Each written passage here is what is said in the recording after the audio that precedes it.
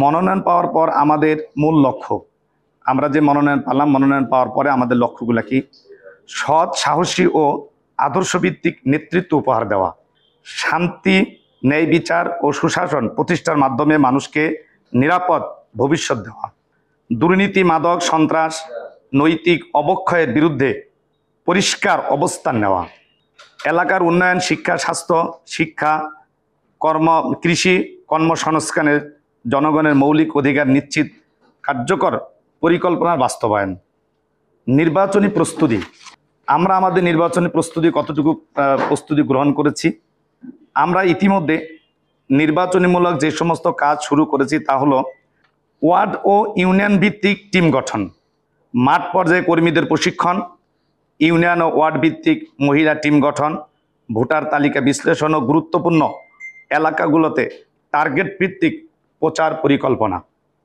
প্রচারের কৌশল, আমরা যে কিছু কৌশল গ্রহণ করেছি: ঘরোয়া সভা, মতবিনিময়, উঠান বৈঠক, তরুণ ভোটারদের মাঝে সাথে সংযোগ, সোশ্যাল মিডিয়া ক্যাম্পেইন, উন্নয়ন প্রতিশ্রুতি ও বাস্তবসম্মত ইশতেহার প্রণয়ন। ইতিবাচক সম্ভাবনা, জনগণের মধ্যে ইসলামী মূল্যবোধ ভিত্তিক সুশাসনের প্রতি আনয়ন বৃদ্ধি পাচ্ছে। অতীতের ব্যর্থ রাজনৈতিক নেতৃত্বের কারণে মানুষ বিকল্প খুঁজছে। তরুণ প্রজন্ম একটি বড় অংশ শুদ্ধ রাজনীতির প্রতি আগ্রহী। এলাকায় ইসলামী আন্দোলনের সাংগঠনিক অবস্থান আগের যে কোনো সময়ের তুলনায় শক্তিশালী ইনশাআল্লাহ। নেতিবাচক সম্ভাবনা, কিছু চ্যালেঞ্জের মোকাবেলা আমরা আছি। অর্থশালী প্রার্থীদের প্রতি প্রভাব ও অনৈতিক অর্থ ব্যবহার, এটা আপনারা জানেন। প্রশাসনিক জটিলতা ও নির্বাচনী অনিয়মের আশঙ্কা, আমরা এর থেকে মুক্ত নই। প্রতিপক্ষ পক্ষের বিভ্রান্তিমূলক প্রচারণা। মাত্র 30% টাকায় জমির মালিক হয়ে নতুন বাংলাদেশের গড়ে তোলার স্বপ্ন দেখা বাংলা বসতি।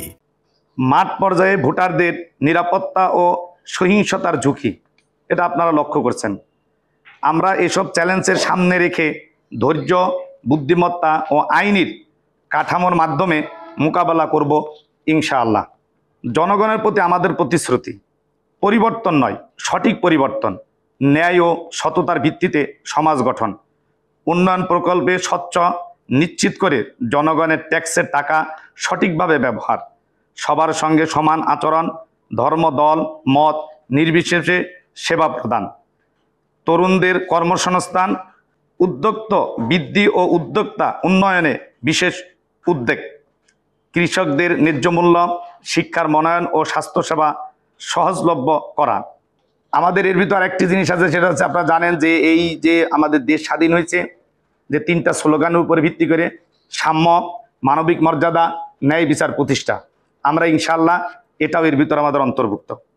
সাংবাদিকদের প্রতি আমাদের অনুরোধ, আপনাদের প্রতি আমাদের অনুরোধ, আপনারা সমাজের দর্পণ, আপনারা সত্য তুলে ধরলেন, সঠিক তথ্য জনগণের কাছে পৌঁছে দেবেন, এটাই আমাদের প্রত্যাশা।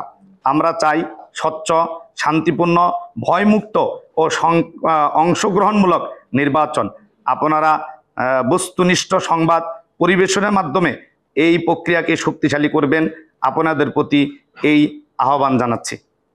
পরিশেষে, ইসলামী আন্দোলন বাংলাদেশ কোনো ব্যক্তি বা গোষ্ঠীর সাথে রাজনীতি করে না, বরং ন্যায়, সত্য, কল্যাণ ও ইমানদার নেতৃত্বের রাজনীতি করে।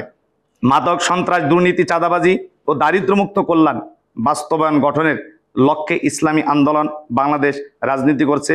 আমি আবারও অঙ্গীকার করছি, আপনাদের দোয়া ও সমর্থন পেলে এই আসনকে শান্তি, উন্নয়ন ও আদর্শিক রাজনীতির মডেল আসন হিসাবে গড়ে তুলবে ইনশাআল্লাহ।